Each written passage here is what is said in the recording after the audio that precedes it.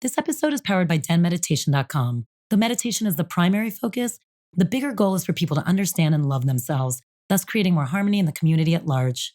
To find out more about Den Meditation's teacher training programs, retreats, and all things Den Meditation, go to DENmeditation.com.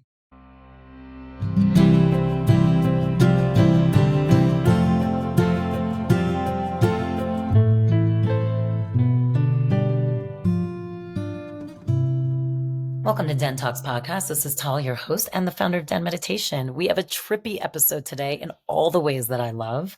We have Sarah Bresman Cosme on, and we talk about it all. You want to talk about aliens? We got it. You want to talk about human evolution? We've got it. You want to talk about seeding the planet? We've got it. I mean, honestly, we have everything that you want to talk about, all the stuff that is deemed as weird, but I love. We talk about Lemuria, we talk about Atlantis, Egypt, all of it, past lives. So Sarah Bresman Cosme is a past life regressionist, and through many of her sessions, she's uncovered a lot of information, and she's compiled it because the higher consciousness has been giving her this information. And through it, she talks about and she learns kind of really what the history of humanity is, how we came here, how the earth was created, and also what is the purpose of all this. And what's beautiful about this, which we realize and she realizes, is we are at this beautiful precipice of a huge change of consciousness, a huge evolution. And in that, and it doesn't always feel that way, right? But we learn the things we can do to keep going forward. It's always an individual choice. Your mind is going to be blown. She's so great. The information is so incredible. And at the very least, it's going to remind you that you are more than this human body. I say it all the time. Anyone who takes my classes, you are not just this physical incarnation. You are more. And when you learn to tap into it, that is when everything starts happening for you. So enjoy this episode. Check it out. Leave a review. Let us know what you think. And go on that journey with us.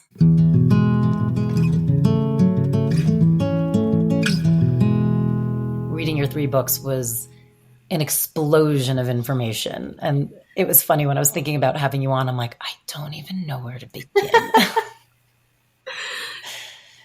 Which is unlike me, because usually I'm like, I know exactly how to take this off. But what I love, you do QHHT, which I love. And we do actually at the Den, we have some practitioners as well. And like I said, I've read so many of Dolores Cannon books.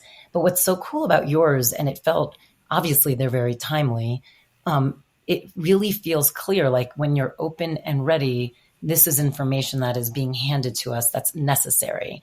Because there's so much happening on this earth right now that it's like, okay, here's a little manual for you. And I want to thank you, for giving us this information in such a concise format, because I feel like there's been little pieces of stuff kind of everywhere, but it was almost as if it's like, no, deliver this information. Here you go. As you were writing these books, how was it as you were kind of receiving this information yourself? I mean, for me, it's so exciting. I absolutely love it. I love finding out all this information, but I didn't set out to do this at all. I mean, I had no idea I was going to do it. And I mean, I appreciate you saying you like my books, but I'm not the one that wrote them.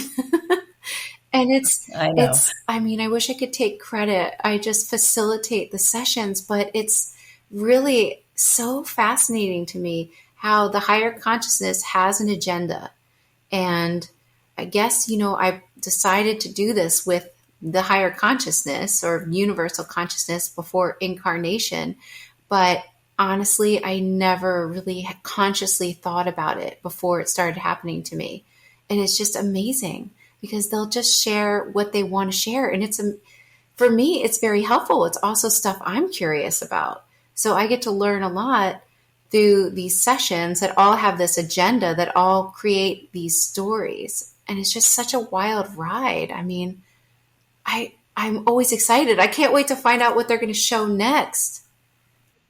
Well, it's so interesting because, as you go through all these, past lives with people, and that's what you do, and you're getting this information, clearly, like you said, higher conscious has a mission because they're also bringing you certain people that information can be shared. Yeah. And I bet this happens to a lot of other practitioners in other healing modalities. I don't think it's just me at all. I mean, if I didn't look back and try to go through my stuff, like they told me to do, I wouldn't have known that this all fits into a story.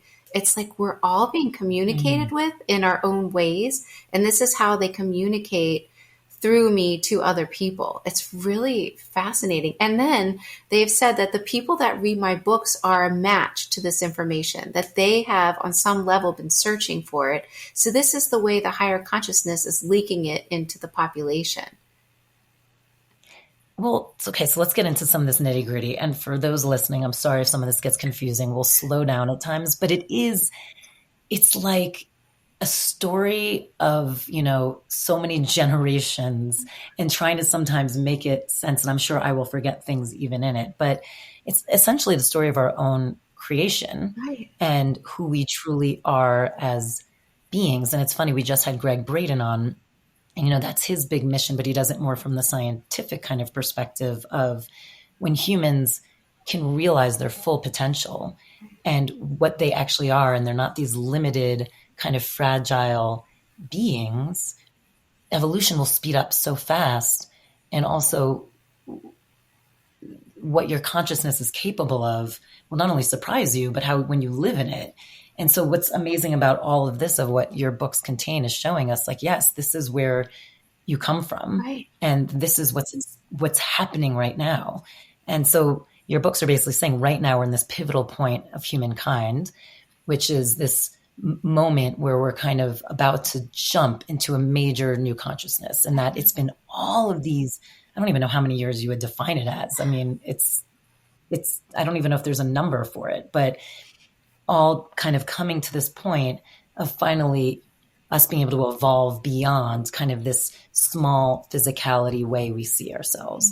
But it's at a pivotal point. So talk about that, how when you're at the point, it doesn't always feel great, even though there's goodness coming beyond. The higher consciousness describes it as a woman being in labor, that, she knows that there's something magical at the end of all this. And it's the same with what's going on right now. There's something very magical coming at the end of all this. But I think, it's really interesting because the higher consciousness always says that what people don't really understand is that we are the universe. So people think the universe is outside of themselves, but everything that's going on right now, as complicated as this might sound, is actually a reflection of what's going on internally. So the most important thing that anyone can really do is to work on themselves ultimately, because that changes their outside reality. That changes everything. And everybody's being called to do that. So whether you're reading a book like one of these that triggers certain memories and triggers releases of whatever trauma needs to be released, that can lead you on an inward journey. And that's essentially what is so important about what's happening right now, is really understanding, like I love Greg Braden too, is understanding that we are so much more powerful, but more really who we really are. And we're not separate from the universe. We really literally are the universe.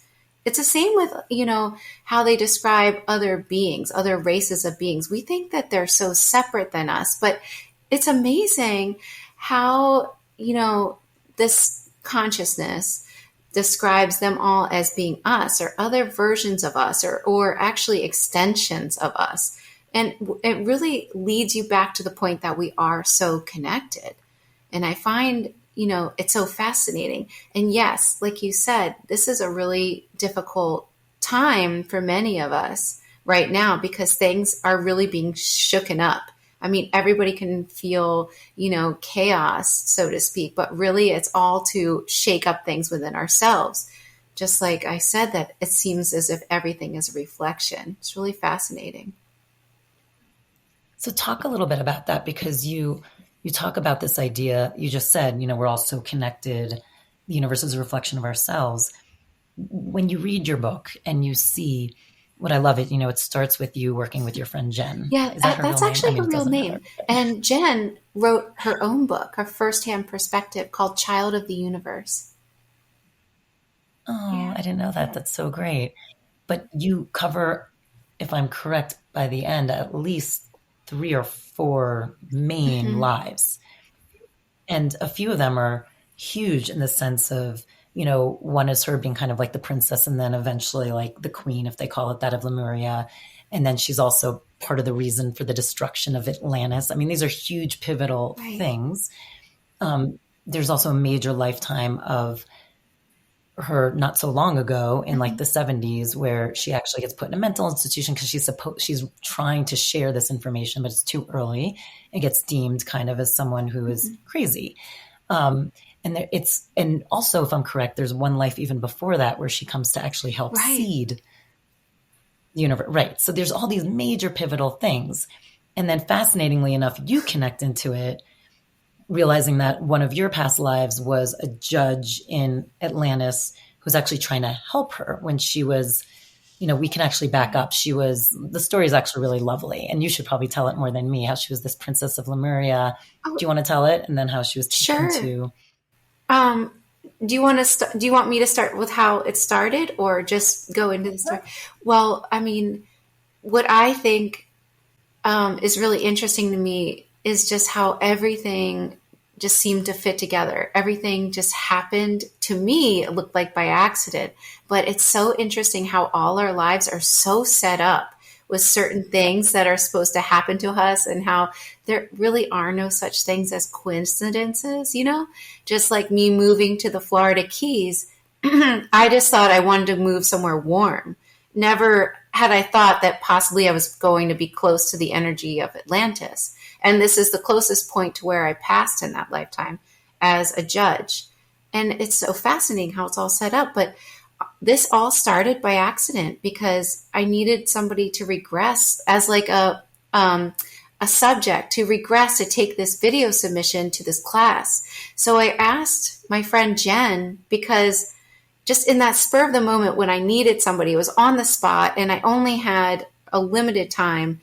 I needed somebody right away. So I just asked her and then instantly kind of regretted it because I knew she wasn't into any of this stuff. I had tried to talk to her about different spiritual things and for a while, and we had been friends for 10 years. So I knew her very well. And I knew that she was not into any of this stuff. I knew she didn't believe in aliens. I knew she didn't even believe in past life regression.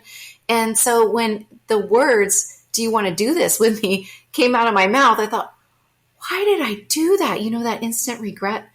And I told her a little bit about what I was doing, that I was doing this form of hypnosis. And this is what I do. This is what I had been doing. But I needed someone that would volunteer to be my subject to take this video submission to this class. And I told her, you can find out anything you want about yourself. You can find out your true purpose. You can even heal your body if you have any issues. And she said, wow, I didn't realize that's what you do, because I've been suffering from this brain condition called pseudotumor cerebri. And she was working really closely with this team of specialists at the University of Miami. And they had told her that there's no cure and that there were really high risks for a stroke. And she was just devastated. I mean, she hadn't even told anyone from the school yet. She had only told her husband, just completely devastated because she had little kids. And so she said, yes, I will do whatever, I will do whatever. I will be your volunteer.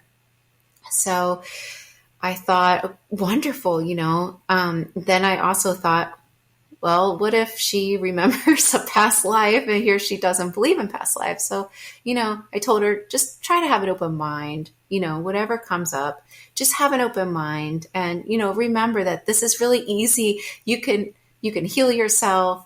And she was like, okay, I'll have an open mind. I don't really believe in extraterrestrials. I don't believe in past lives, but I'll give it a go. So in her first regression, as I bring her deep under hypnosis, she remembers very clearly this past life in this ancient civilization where she was part of the ruling party and she was a female and she was getting groomed, so to speak, to be a leader in that society. And we came to find out this place was called Lemuria. And it was a beautiful matriarchal society where the women were the natural leaders because they carried subconscious knowledge down from the mother to the daughter. And in this way, they never had to teach each other this information. This information was subconsciously passed down. And because this information was so valuable, they were the natural leaders in that society. And she realized just in so much detail what it was like to live in this beautiful place that was in the South Pacific. Then she also realized that at one point she was taken as a prisoner by these very advanced beings who were human, and they came in these travel spheres. They were looking for some type of immunity, and when they couldn't get it, they took her as a prisoner and destroyed the whole civilization by setting off these almost like atomic bombs in rifts under the ocean, and just destroyed the whole civilization. And she had to watch from above as they destroyed her whole homeland. And then she was taken as a prisoner in Atlantis for 60 years. Now, I asked her higher self, why did you show her that lifetime of all lifetimes you could have shown her? And they said, well, that is our mission. We've come together in this lifetime to uncover this important information and share it with the world, and that we needed to uncover it from the beginning and, just share it with as many people that needed this information, that people had been waiting for this information for thousands and thousands of years. And I asked, okay, well, why does she have this brain condition? And they said that was the motivation for her to come see me. Had she not had the brain condition, she would have never, volunteered to do this with me. So after her first session, she went back to her team of specialists at the University of Miami, and she was healed. And they said, well, it must be a medical miracle. So to be totally honest with you, I've heard many things in regressions and many wonderful stories, and I just honestly didn't think anything about it. I didn't think that this really was our mission to uncover this information. I've always been kind of skeptical, and maybe that's why it had to be completely proven to me over and over again. So they kept saying through her, you guys need to do this. So we decided, well, she was healed. That's pretty that's something there, so that makes it more likely that maybe this is true. So we got together to work and find out what else did this consciousness want to share with us that was so important to share with the world. And I brought her deep under hypnosis, but in a QHHT session, you don't lead the client. So I just told her higher self, take us to the beginning of this story, the very beginning of what you need us to share with the world. And in my mind, I thought she was going to go back to her childhood in this place called Lemuria. Or she didn't call it Lemuria. They called it Aman, in this beautiful place. And I thought she was going to uncover from the beginning her childhood and move up through the lifetime. That's just what I assumed. But she didn't go back to a childhood in Lemuria. Instead, she went back to another lifetime as a commander on an extraterrestrial ship, crash landing on Earth for the very first time. And I think what really helped validate this information for me was that, because I knew her for 10 years and I knew she didn't believe in extraterrestrials. So I started to take notice. Maybe there is something to this at this point. And she uncovered in so much detail, remembered in so much detail being this commander and, running out of resources on their, if you want to call it planet or realm, whatever you want to call it, and having to come to Earth and see the Earth and the Earth part being part of an experiment. I knew she didn't know this stuff. Granted, I've heard this information, similar information in many sessions before, but I knew she didn't know this stuff consciously. So I definitely took notice because of this. So then we uncovered this information from, that memory and went through her life. Now, I, again, didn't really know that this weird phenomenon was happening in my office, because I just thought it was a coincidence where these other clients that had never met one another were coming and having their regressions and remembering the same time periods in either Atlantis or Lemuria or as an extraterrestrial. I just assumed at first that this was something that many practitioners experience. So I asked around, my friend group and other practitioners if they were experiencing this too, and they said no. And yet the higher consciousness kept saying, you need to share all this. You need to document it and share it and put it into a book. So I finally got the message and I started doing that. And that's how I wrote my first book. And it's just been such an interesting, incredible journey from there on out, because it's so exciting. I can't wait to find out what they're going to share with me next. And these books write themselves so fast. I mean, the last one I mean, you have one wrote every year. itself in less than a year. And, I really, it's amazing. But the coincidence is also because what we were talking about before is this kept happening, but also the fact that then it was revealed in one of your lifetimes, you two were actually very Yes. connected. We've been connected in many different lifetimes. I mean, that was really fascinating. I kind of had a thought that maybe we were connected, but I had no idea that we were connected in that lifetime until I had a regression myself. So I had a regression in March of, I think it was 2019. I think it was 2019, in Miami in front of the group class, because as part of the classes, the QHHT students practice on someone. And so I'm usually the guinea pig when I would go assist Dolores Cannon's daughter in these classes, because that was my job after I became a level 3. I would go around all around the world and help Julia Cannon teach. So one of the students decided to regress me for practice, and all of a sudden I see this other lifetime where I'm a judge in Atlantis. And it was really interesting just to see from that perspective my part in the story. It was also really fascinating to me because it brought back all the memories for me. So I got to see what I remembered Atlantis to look like, and the memories were so vivid for me. I mean, I remember my office and how I really liked the color burgundy, and I hate the color burgundy now. And it's really interesting how it looked similar in a sense to the Florida Keys, and I'm in the Florida Keys now. It's really fascinating how I've always just been I'm still passionate about my work, but I was very passionate about it then.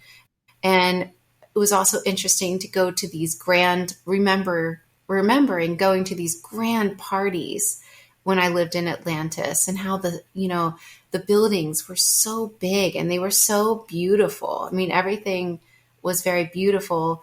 And it was just interesting at all the parallels to my life now, but yet also interesting to see different perspectives, different, memories, and being so far removed from that type of person now as well. So it was really interesting.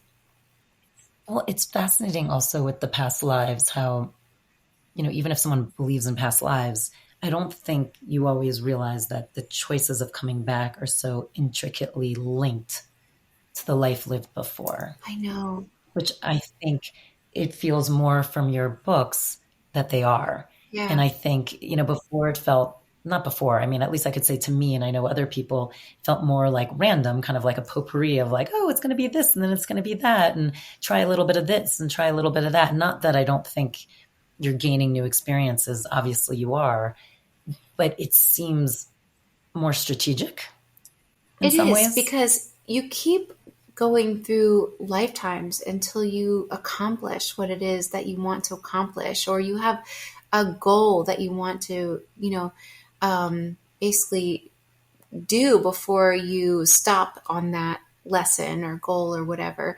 So for me, I really wanted to share this information even back then.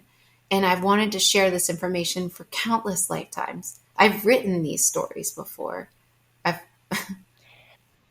Well, talk a little bit about, so when your stuff started kind of coming up in the book too, first of all, to connect you two to finish that path, you were a judge in Atlantis, and then talk about how it actually meshes between the two of you, because that is part of you wanting to share. Well, when I was growing up in Atlantis, it was interesting because the window panes looked the same as the window panes that I grew up with. My father was the same, and he was the same in this lifetime, and that he was always pushing me to be, really good at academics. That was his passion. And that has just never been my passion, because I've always wanted to help people. And so I never really felt like, I don't know, just that I really fit in with what he wanted as a child, So it was just so similar, that theme. It just it's repeated itself multiple times. But yet again, that helps me as well, though, because I had that, polarity. It helps me search for something else in a kind of a more motivated way, so I can see how I chose that again for myself in this lifetime. But it is really interesting how when we are trying to work towards something, because everything is about working on ourselves, everything. So we choose these lifetimes over and over and over again that will best help us, work on ourselves, because that's, like I said, that's really why we're all here. I mean, it's great to help. It's fantastic to help others. And it's one of the reasons we're here. But the most important is to work on ourselves, I've been told. And so when you were in Atlantis as the judge and you had already retired, it was like you and two others were chosen right to talk about that a so little bit. I hadn't really completely retired, but I was an elderly man, and I was still working on these cases. I have to be careful what I share because I don't want your video to get taken down. My videos get banned if I go too into certain topics about Atlantis. Oh, really? So I'll skirt around some that's things. So funny. So I can say some things. Atlantis, for those who don't know, has been known for kind of being very advanced with technology, and using it sometimes not for the best reasons, always doing experiments and kind of making hybrids of people and animals and technology and all these things. And in that process, like anything, you can create some stuff that doesn't always, what that society doesn't deem as okay or fits in or makes sense. And so like in any society that decides to kind of take control of evolution that way, there were creations, people, things that did not fit in with what they deemed the norm of society. Right. Yes. And so they would, well, go ahead, you take it from there. Hopefully that was a general, so we don't get banned. Okay, perfect. So there were experiments that went wrong. And because of this, there were many different hybrids that had different side effects because of the experiments that went wrong.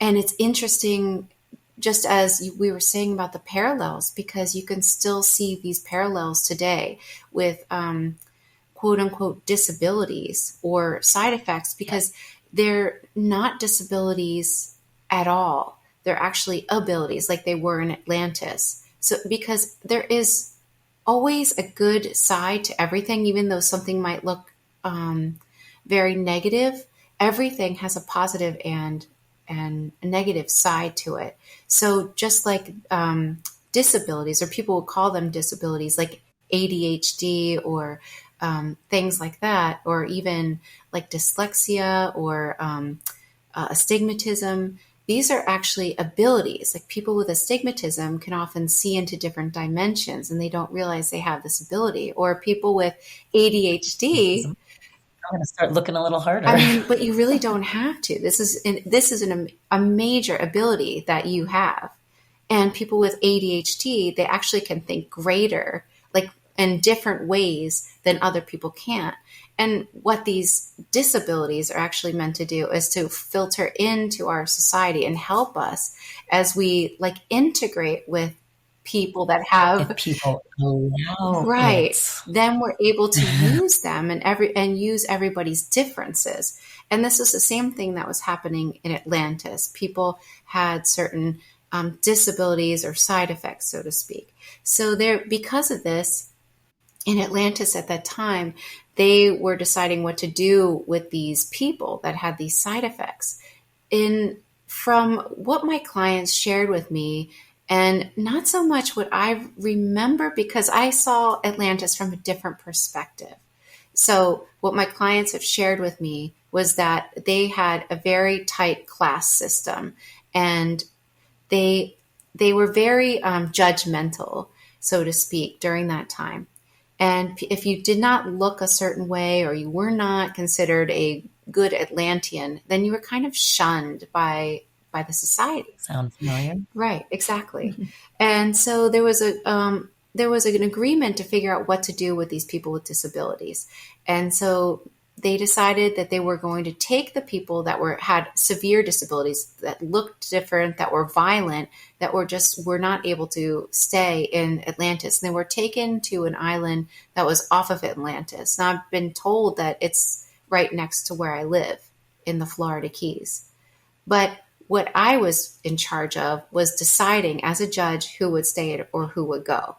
And there were other judges as well, but that was what I worked on.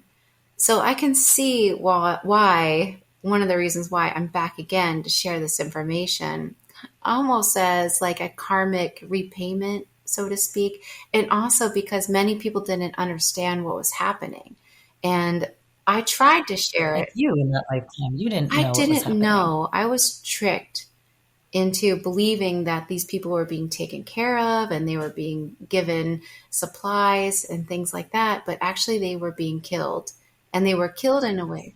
When you tried to tell people, I right? did. Then you did have a period where you tried to share that information. I did. It was really interesting because Jen could tap into this information. So, I found that fascinating too, how much you used Jen to then give you information about you. you know, it's really interesting what you can find out when you go deep into anyone, because you take anyone and you take them deep into their consciousness, so to speak, and you tap into the same place. You tap into universal consciousness, which really shows that we are all one, and we're not separate than one another. That's why people can heal each other through distance, or they can use one person as a surrogate to heal somebody else, because we're all that connected. And so I could use Jen to find out information about myself and about that past lifetime, which was fascinating. It also reminded me so much, and I love how much we're talking about this because I do think it helps the stage, reminding people that, so both Lemuria and Atlantis ultimately were destroyed, but there were survivors who did populate in other places. So a lot of people currently are descendants of that, if not having lived a past life of one of these places. And then it brings us to the Sphinx, which we'll get to as well, because that all connects it too. But to your point, even in Lemuria, one of the things, Jen talked a lot about were these kind of red rubies, and the fact that their land was really known for this immunity and this ability of healing. Right. And self-healing. And really, if they chose to live, they lived. Right. Like, it was a matter of mindset. Right. And it's interesting because a lot of, I think, the text through all three of your books is kind of reminding people we've come really, yes, there were crystals, and yes, there was a different grid specifically around that island that added to that immunity than, let's say, Atlantis, which had a different grid that was more energy and technology and growth that way. It does remind you that we've now been so removed, and we forget. That was a big thing. Like, we've forgotten so much that we forget our own healing powers through our own mind, our own connecting to where we've come Beautiful. from. And I find that the higher fascinating. consciousness has always said that most of the people you see today are people that have also lived during these times. And that's why we all decided to come back together now to release this trauma. And we do that by being triggered by certain things. And that helps us go inwards and then release the trauma. But I forget what I was going to say. It was something you just said, and it was like so beautiful, but maybe it'll come to me. The red crystals, self-healing, the grids. Well, tapping into your own power and forgetting who you really are. It's really interesting because when people pass, or when I take countless people through, past life, and they pass and they go to the in-between, everything is known again.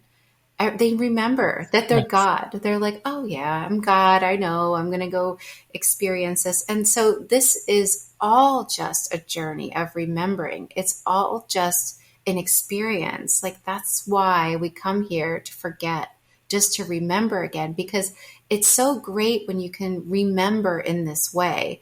It's so different than if you already knew. It loses that kind of excitement.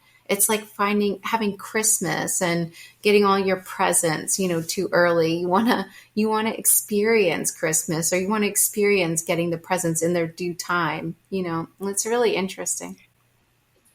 It's so true. And what I found also interesting, because it does just talk about this whole earth it's been protected, it's been watched over. It's, in some ways it's the play, it's the experiment that, we're all choosing to help evolve it to another dimension, which we're now kind of on the cusp of. And, when you bring the Sphinx into it, but you also played a major part in one of your past lives, but to just be brought about it for a second, when they talk about kind of just the energy lines that were kind of instilled into, like, if, we all make these cute little crystal grids, like for manifestation or to protect our houses, like basically there's gigantic ones that go within our entire earth system, connecting different points to help fuel the energy so that when you want to tap into it, it's there. And also what I loved, which is a whole side thing, all these crazy portals that if you step into it and you're not conscious of it, it is like the Bermuda Triangle. Literally, you will be taken to another dimension without knowing. But we'll talk about that in a second, because that I just love for fun's sakes. But this idea of, we have the energy here. The energy is ready to evolve. We've gone through the dips and the valleys and the ups and the downs. But I thought it was fascinating when you asked a lot of these questions of the higher consciousness, also about the virus, meaning COVID, because you were doing this during that time, and about the vaccines. Are you allowed to say that on this? Well, no, because I'm going to do it in a very general way. So hopefully, because I've always been a very middle of the road person with all of it. And what I found during that time, which I think fits into what I was saying, is the separation that was happening, I found insane. So whether it was people who decided to go like, this is all crazy and made up, and it's funny, and using a lot of the verbiage of this language, using the verbiage of, this is all made up, or this isn't real, and blah, blah, blah, but so extreme to the point of not acknowledging its actual existence on this earth, right? And then the people who went the other way of like, living in the fear so much. And I mean, it was just so polarizing, as we know, and so much hatred and families torn apart. And then you add the political spectrum that was an overlay on top of it. Trump, not Trump. I mean, MAGA, not MAGA. It's amazing how history just repeats itself. And you can see through the themes even of our history and the themes that come through the book, where they show that this is what we've done for thousands and thousands of years. Okay. We separate ourselves and we think we're so different than one another. And then it's time for us eventually to reunite now. Right. And that's what I loved, especially when you get to, from the trail to the start, from the trail people to start people, and they're really telling us, look, part of the experiment was let's separate these people on earth and then watch them come back together. And we're at this period of coming back together. And I find it fascinating because you can feel the different levels of consciousness in a way, in the sense of some people holding on so tight to the separation, because it's to the point, one of the interesting things you guys talk about, and I think it comes out more in that third book, how when Lemuria and Atlantis kind of, disappeared or were exploded or how it destroyed, the ley lines shifted because they were no longer major points. And they shifted with the Americas being one of the major points. Obviously it went to other places as well, but that being a central place, which kind of deemed it a place of like spiritual evolution in some ways. And for a long time, I feel like you saw that. And only recently, I think people are feeling like, wait, what's going on? We're going backwards. We're going the other way. We're losing some of this evolution of awakening, of togetherness and trying to be together, and compassion and love for all of, disabilities, not disability, whatever it is. And it feels in some ways like it's almost going the other way. Do you feel like that is just the nature of being at a precipice? I do. It's almost as if you love someone very much, and there's something bothering you about that person. And in order to become one or become closer with that person, you want to get out what it is that's upsetting you. It's just like that. It's like the chaos comes first before we reunite. And it really is like we're getting to the precipice of this. We really are on the precipice of this, actually.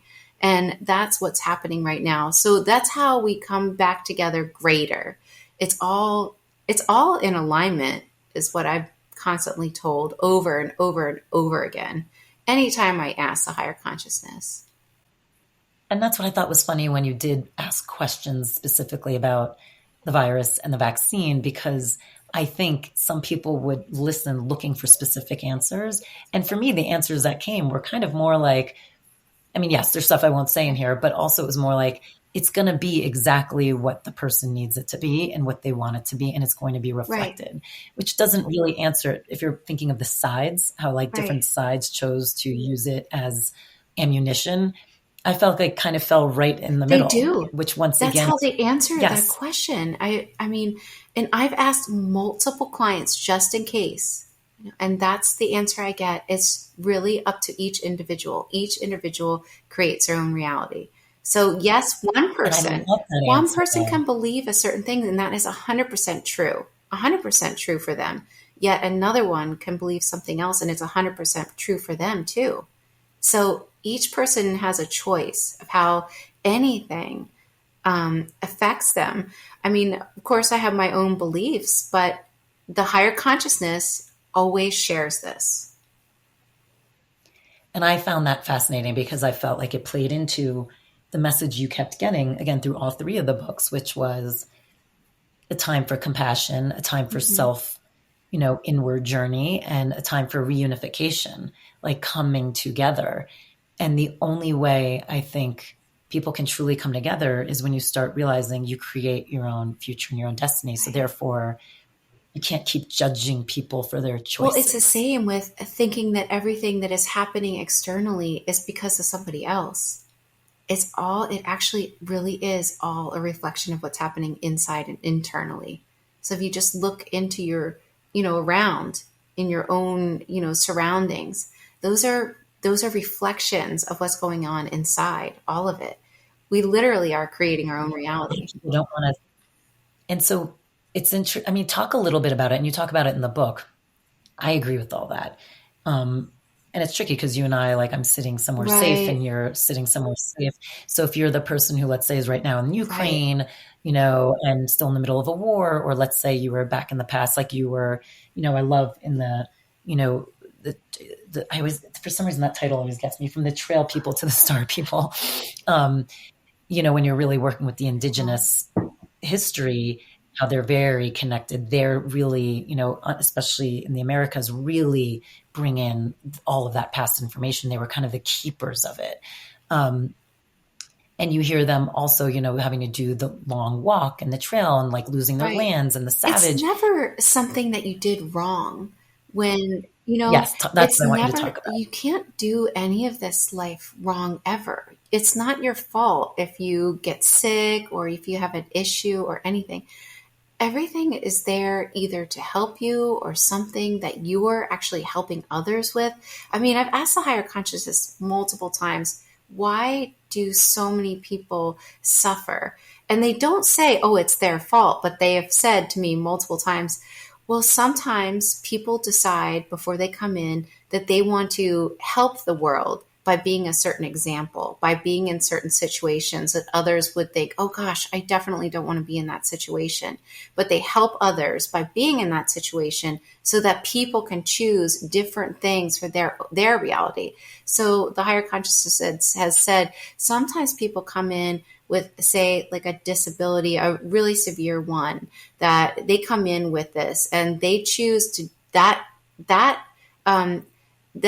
disability in order to help their whole society where they live, because everyone that sees them will think, wow, I am so grateful for my life. I don't have that. And it's altering them. So that person coming in with this disability is actually affecting on such a grand scale so many different people. Same for collectives that choose to maybe pass in a certain way. Sometimes they come in to pass in a certain way to teach the rest of the world something else. And that is their main goal in this lifetime, to accomplish this. And by doing that, it actually really expands their evolution on many different levels. So if you ultimately, when you pass and you go back to the in-between and you realize, oh, wow, I am God and this was just an experience, but really the in between it feels way more real than what we're doing here, then you realize that this was just a very short journey. It feels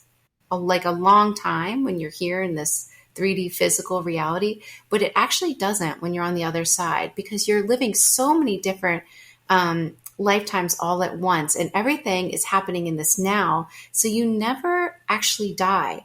You can be on multiple places all at once, living full lifetimes all right now. So, you're not gone after you pass. You're just basically changing trains.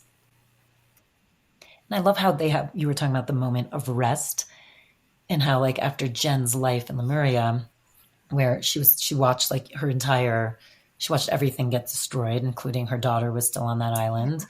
And then she had 60 years of imprisonment, which then ultimately she was responsible for ending the world of Atlantis too. She's had so many pivotal traumatic moments. And I think she said there was a long period of rest after that, right? Because there was so much energetically. So much trauma. She had to process. And at one point she thought she was ready to start reviewing her life, but she wasn't ready yet. There was just so much trauma. And she said in physical years, it was like thousands of years that she was resting. That was a lot of trauma for a soul to go through, volunteering basically to be the catalyst for the destruction of Atlantis and losing her child and her civilization. Do you think, because then she came back, in the 70s as, she had her own traumas then too. And, it started opening up these memories through hypnosis, interestingly enough, and then realized the world was not quite ready to hear them. But she wasn't quite ready yet to understand that. She wasn't kind of sophisticated enough to do that dance. So she just kept kind of saying and ended up putting herself in a mental hospital, Bellevue, actually, anyone who knows it. It's gnarly, or it was, and then had a lobotomy and eventually killed herself. It was pretty tragic. But what I found fascinating, two things you were talking about in the beginning of this conversation, how when you met her, she really totally did not believe in ET stuff, did not believe in any of this thing. Do we do that? Do you come into this life and she put a protective mechanism because she was literally put in a mental institution, literally had a lobotomy, jumped off the Brooklyn Bridge? Is that stuff, do you think part of the reason she would not connect to it on her own was because of that lifetime? Definitely. And I think everyone's past lives or things that have happened to them in their other lifetimes affect them currently. But even when I started working with her, her higher consciousness said that they only would give us little bits by bit. That's why it took us 2 years to finish the first book, because at first it was like a trickle, and then I would just get more and pull more from her memories, and then it started coming out faster. But they said that they did that on purpose because in that lifetime in the 70s, she could recount everything. She remembered everything, and it was too quick. So she realized, because they are her in a sense, they realized that little by little in this lifetime. And that was how they made us work for it. So that was how we got our information. And it's just like everything, though. They don't give me everything at once. They give me bits and pieces. Like I'll have a client that'll come and talk about the same lifetime as this other client the very next day, and they don't know one another. And then they'll send somebody else maybe a week later, shares the same thing. Or, they'll give my client like a ton of information that they'll share with somebody else right next. It's just really interesting. But I can't go ask one person, please give me the next book. It doesn't work that way. It's another thing with Jen specifically, in her lifetime when she was a prisoner in Atlantis, and they would also do a lot of experiments on her. So it's interesting. I kept kind of comparing it to like the lobotomy in some ways. They would do really painful things to her. And she said she would get so quiet. And the way she actually kind of could, surpass it or go beyond what they were trying to retrieve from her is by just connecting to source, connecting to her home planet, connecting to, everything beyond. And there was something and she said, when they removed my senses, when you're in a dark place and they remove me being able to see or hear, like I could go really Right. deep. And then Jenna's Right. Christine, when she, was in the mental, in Bellevue, when she got the lobotomy, she said the same thing. She was like, I went so deep and got so much information from all these civilizations and past lives and things, because once again, she was completely removed And you can see from her how that was senses. about to happen to her in this current lifetime. It was about to happen because she had this brain condition in the same place as where her lobotomy was. And she was going to, she was working closely with this team of specialists, yet once again. So thank goodness she doesn't have to go through that in this lifetime. No, she like wrapped it Yeah. up. Well, she shared what she came here to share. It's so beautiful. And it is amazing, but it also is amazing as us as humans, this reminder, if we can get quieter, like, I mean, it's so beautiful. We have all these senses, right? I mean, and that's one of the amazing things of being human. But because even, when you talk with when you go into past lives with the indigenous people, and you kind of ask, well, how do you keep connecting to the star people? Or how did you know to do that? Or how did you go to the underworld? Or how it was always like, I get my body really Right. still. I go really quiet and I connect either to the earth or whatever. And it was always these deeper stillnesses of kind of turning off other senses to turn on the sense that we don't even remember we Right. have. And I can't tell you how many clients are told by their higher consciousness on a daily basis that that's one of the most important things that they can do. But, people don't have to meditate like everyone else meditates. Everybody has a different way of meditating. I mean, sometimes my clients are told just go for a bike ride and just, enjoy your bike ride. And that's where you get the most information. Or some of my clients are told just go in the shower. Some people are told just go outside and put your feet on the earth. So it really just depends on what way you quiet your mind. And some people I've noticed with, say, like ADHD or something like that, they're told to have a task to do something, and then they'll be able to speak with their higher self. Hmm. Well, I love when you brought up the idea of, autism and ADHD, and they're actually here to kind of expand consciousness in some ways. And again, it's bringing people together, because I keep thinking about it too. I'm like, when are we going to get to a time where it's not neurodivergent and Right. neurotypical, where it's more like, hey, these are, and I'm making it up because I have no clue, I don't study this, these are 75 different ways our brains work, and you may fit into one of them, versus this is the normal way, and these are all other names that we have for everything that's not normal. It's like, no, these are all now Well, just, they are. Like it as a just is. society, what we really need to do is to understand the value in each person, to kind of listen to each person instead of just, well, that person has a disability. They are in this group, instead of doing that, to kind of become one and integrate where we really really come to understand and really value each other in ways that we just haven't done. How do you, so much again of this conversation was, hey, humans, we're here, well, I have a couple questions actually. Is, is there any such thing as a pure human? Not that I'm aware of.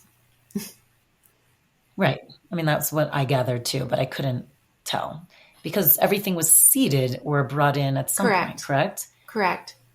Nobody. I mean, so that information alone, you would hope would get people to realize like we're all different and we're all one for Right. that reason. Right. And so many people are contacted by their different soul families, different, you could call it extraterrestrial, but really just different versions of ourselves. And I've asked the higher consciousness just how many people are contacted. And they said all people. Wow. Because I was going to ask you that too. Like when you do these past life regressions, why does it seem as if it comes much easier for some people than others? Well, some people are just, they meditate possibly, or they just are a clear channel. Just like some people have more highly developed psychic abilities, so they already have this innately within them. It's just an ability that's almost like, it's like strengthening a muscle where you start to listen to that small, subtle voice within yourself. It's like the people that already recognize that voice and they already kind of know what it sounds like and they already know how it communicates with them would be, I guess, considered clearer channels. But anybody can do this. I mean, these sessions are really easy.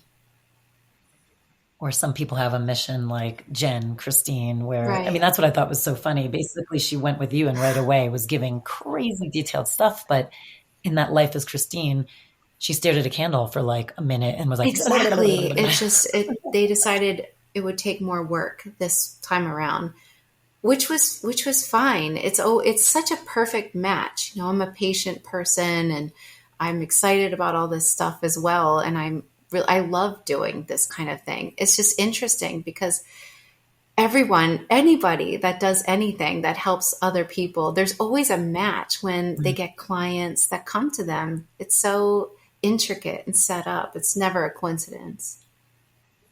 How has it changed how you live day to day? Well, I definitely have a different perspective on things. It's definitely changed me because I feel less worried about the future and kind of less stressed out. I feel as if I'm really lucky because I feel like I'm aware that I'm in this magical world and I'm aware that we have so much help. And I'm also aware that there are higher consciousness that want to share information through my clients, through me. And it's actually really fun and kind of magical.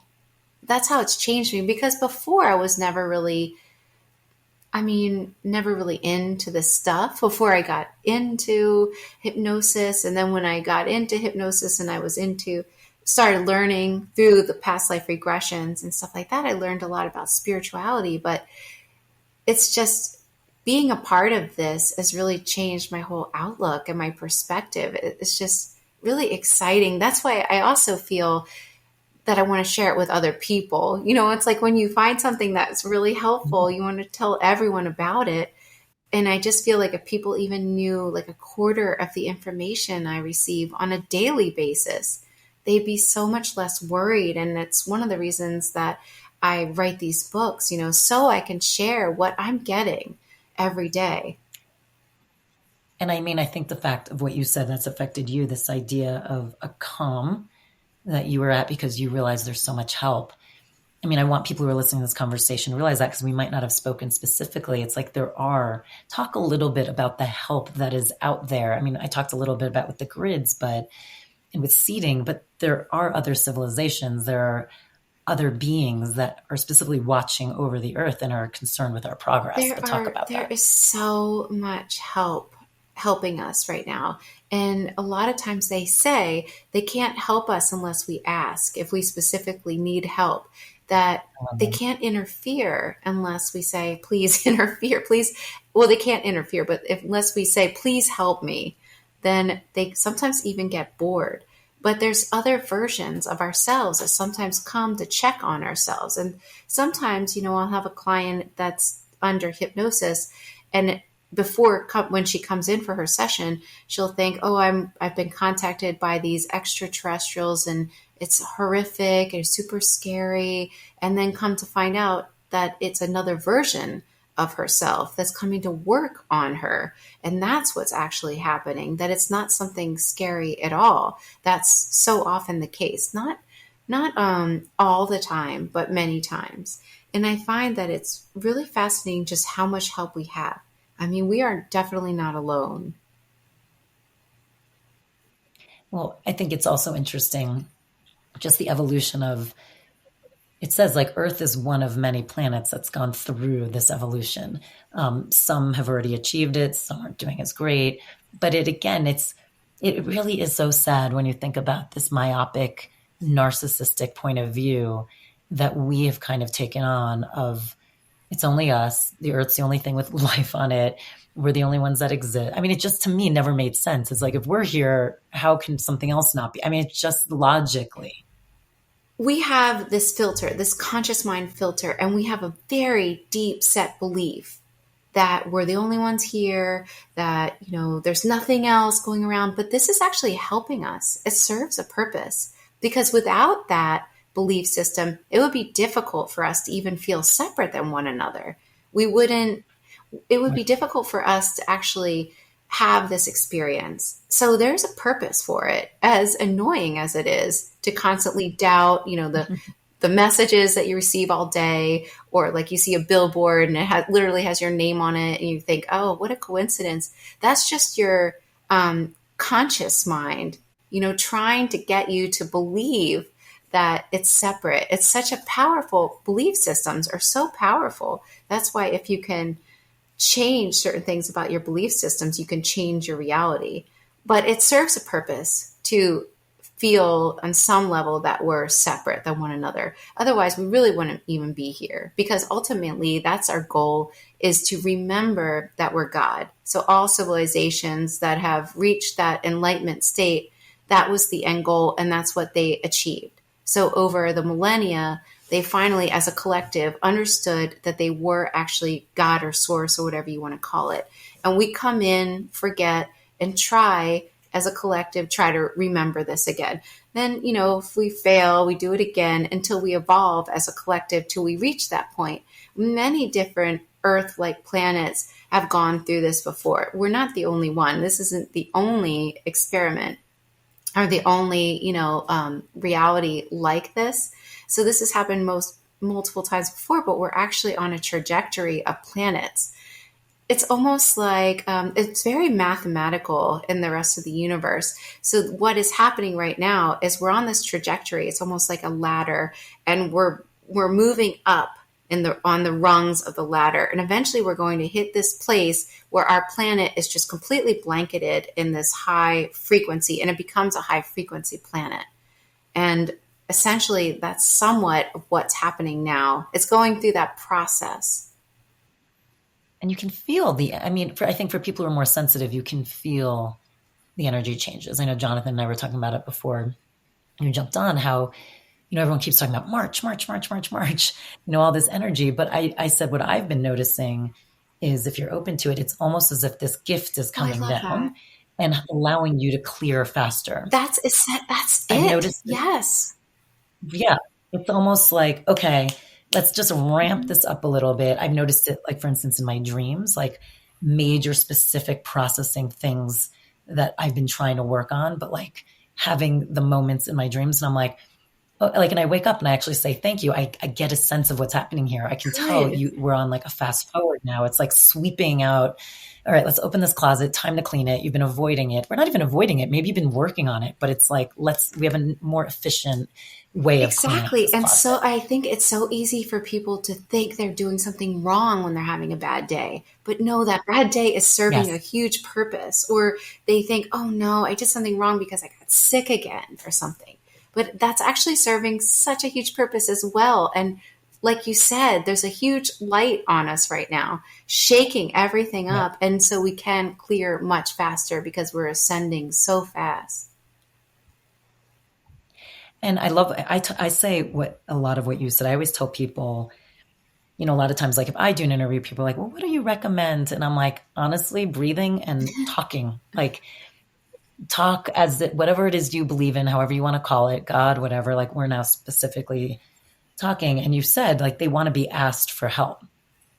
And I think it's important for people to realize you don't have to say it out loud. You can say it in your head, but this ability of knowing that you didn't choose this lifetime without kind of a team around you already that are very invested in what you are doing, but hands off. You can do whatever you want to do.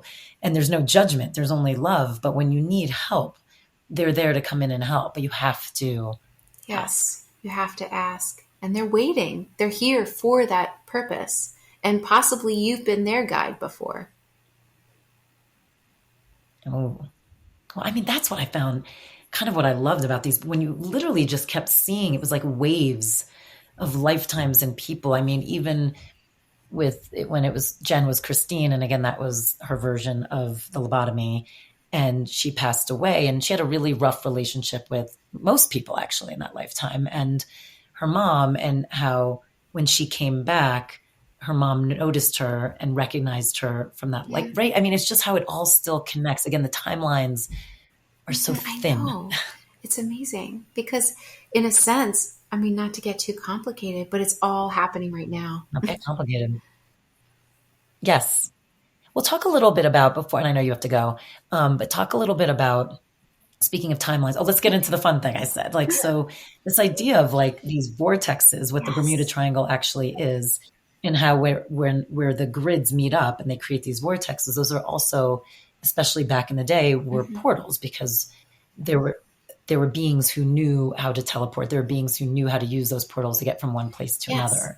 So talk about their existence. So it was really still. interesting because it was interesting hearing Jen's memory setting down the ley lines. So she saw that they, this, grouping, or I guess you could call it us in a different version, set down the ley lines before seeding the planet. And there are these energetic grids that are connected to different portals, so to speak.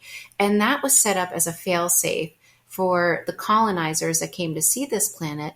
In case they didn't have their technology, they could use these portals and they could travel through the ley lines to different places on this planet. It was a method of traveling, was one of the purposes of this. It is really interesting because that's how the founder of Atlantis got to that place called Atlantis, was through one of these ancient transport systems. And it's, if you go to Stonehenge, that's basically what it is. And it would open every year during the equinoxes. And so they would naturally open, but you would also have to use crystals or different methods to open it without it being the equinox. Now, have you ever read anyone who has accidentally jumped through any of those vortexes? No. I would really be interested to have a session where someone did, but no, I haven't. But what I've heard from my clients was that a lot of times, if that does happen to you, like if the technology starts to function, so to speak, where Atlantis used to be over the Bermuda Triangle, then you would enter into a different version of yourself. You wouldn't die, but you would just enter into what would feel like a totally different life altogether, just a different version. Because anytime you make any decisions, any big decisions, or basically any decisions, there's other versions of yourself that splinter off. That's it. I mean, it's so interesting just how vast the universe is. If you ever read anyone like that, you have to text me immediately. Guess what? Because it's especially as a kid, we grew up, I can speak for myself, growing up in like mostly 80s, and 90s, the black hole. And like if someone, right, it was like the black hole. And oh my God, what would happen if you were in space and you went to the black hole? Where would you go? Would you be dead? And to me, it's that idea just on the earth. And like you said, in the Bermuda Triangle, it's like, do they remember? Do they know it's an alternate version of themselves? Is it not? You know what I mean? There's so many questions. According to my clients, they remember. They find themselves in a different situation and they don't believe it. And they think, what happened to my family? They live over here and they're not here. There's been instances where this has happened to certain people. And I wonder if they somehow entered into one of these, ancient transport devices. Because, and I think if you're open to it, I would love to do a part 2 at some point about the Sphinx, because we barely even got to talk about it. But that is what's so interesting about that too. Just, again, it's like, Raiders of the Lost Ark. I mean, there's so many movies. I mean, I talked about this with Greg Braden too, this idea of like how consciousness comes through art, trying to teach us stuff too. And you see a lot of this stuff that we're talking about. It's like in movies and, The Matrix, but even just fun, like Marvel comic movies or, like I said, Raiders and stuff. It's that idea of like the stuff below the Sphinx and the information that's there. And it's not even you could have every treasure map you want, but if you got there and you personally weren't at the right vibration, the walls will crumble in. You know what I mean? What's so fascinating. I mean, we could talk about the Sphinx another time, but what I find so fascinating about the Sphinx is that no matter what people take from it, no matter what they do to alter it, they'll never take that away. And that information is only read through the mind. You can only access it through the mind. So whatever artifacts have been taken, it really doesn't matter. You can't alter that. And all you have to do is really touch. I mean, I don't want to tell people to go touch the Sphinx, but Well, because in fairness, right. And also you have to be at the right vibration. And there's different ways to kind of access that information. I mean, even in, the ancient days, they understood about certain breathing techniques and certain types of meditations. And there's light codes that emanate off of all these ancient structures. Any ancient structure basically has these light codes in them, and they come up about like 1.5 feet off the ground. And if you can meditate and tune into that, you can read the information. And of course, it helps. You have to be at the certain vibration, but like a match to this information. Not anybody can get this type of information. So for instance, let's say certain descendants of certain, beings will have access if they can tune in to certain types of information, but not all of it. And other descendants so depending on what your lineage is and from what original planets and what original beings you'd have access to. Just like certain people had certain staffs that would enable them to lift certain objects, whereas if somebody decided to take that staff and try to do it, it wouldn't work because it needs the person, the descendant. That person is a key added element to it. I love it. And so get everyone remember, we're all magic. We're all magic. That's right. And we're at a beautiful precipice.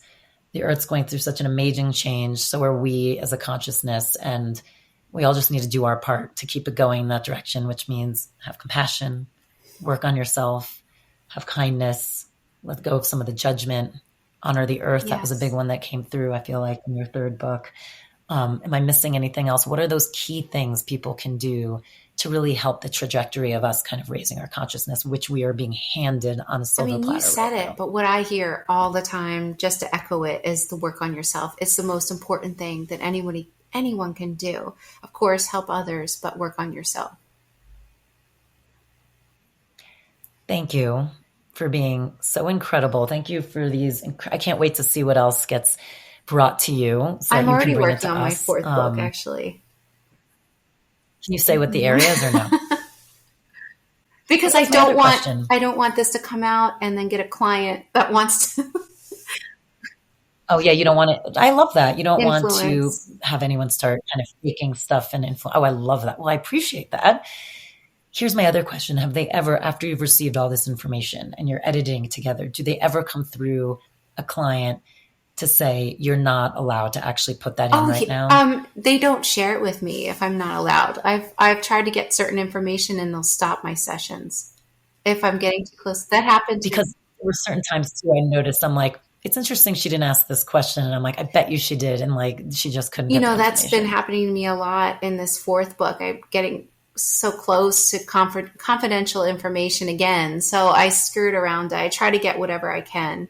Whatever they'll share with me, but they only share things when humanity is ready because they know what we're ready for at certain times.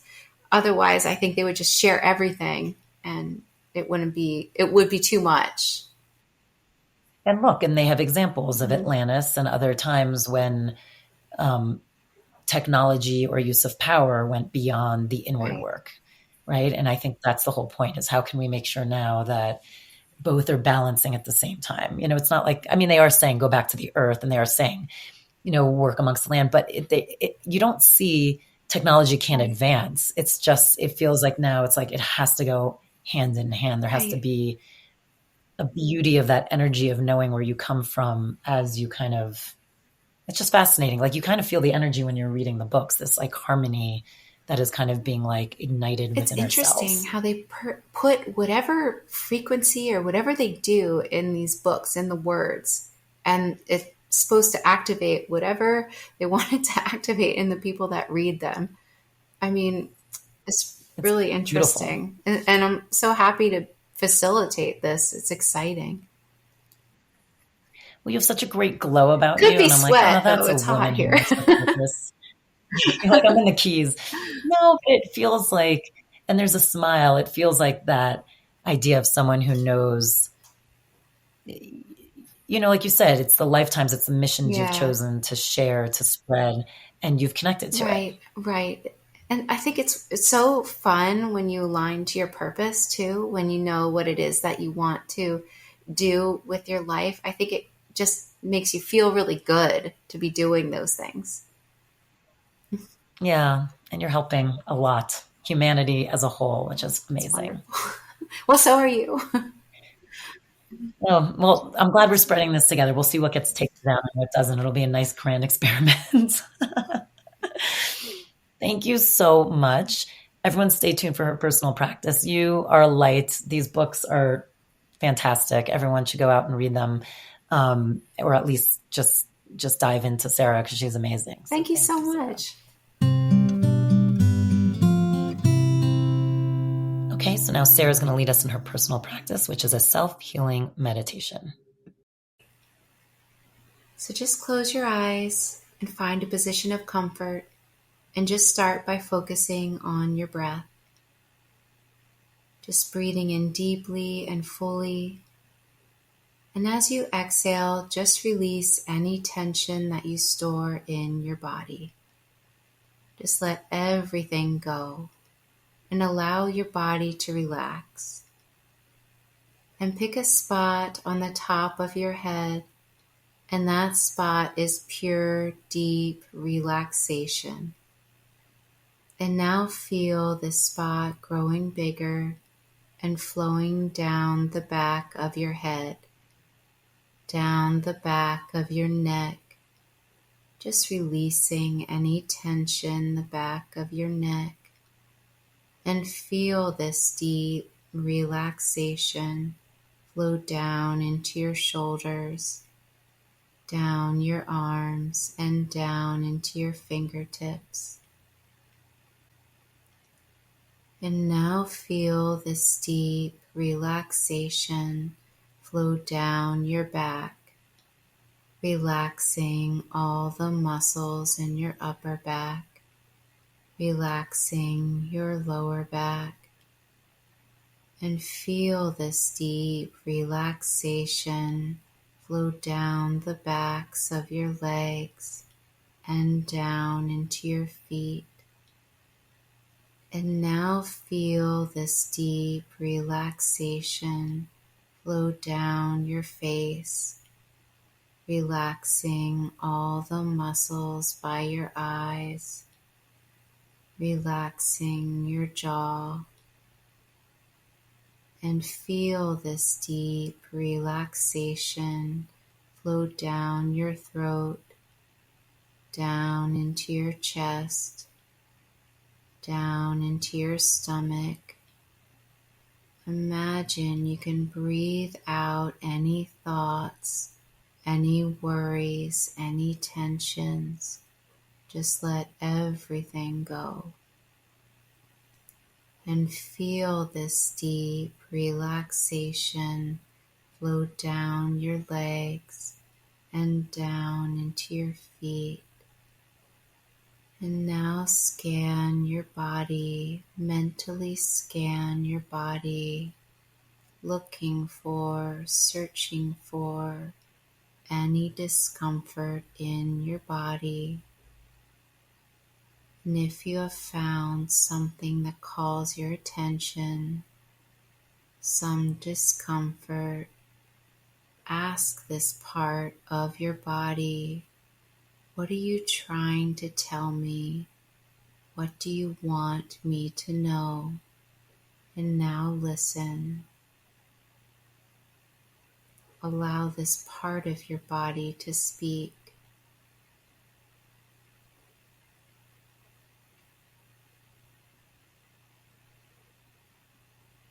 What does it want you to do?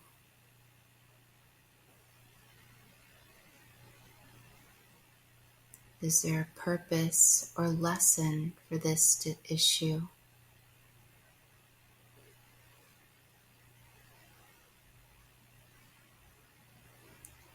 And now that you understand this, can it now be released and healed?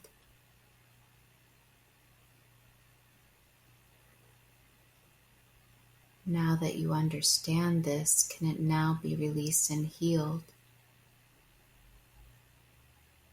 What is happening?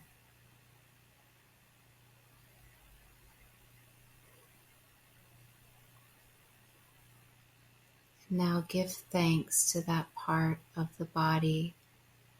Thank it for its communication with you.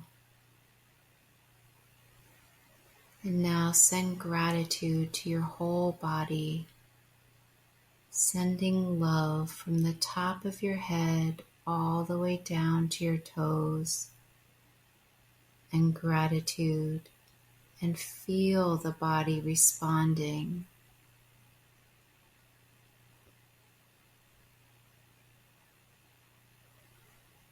And now you can come back to full waking consciousness when you are ready, just by wiggling your fingers and opening your eyes.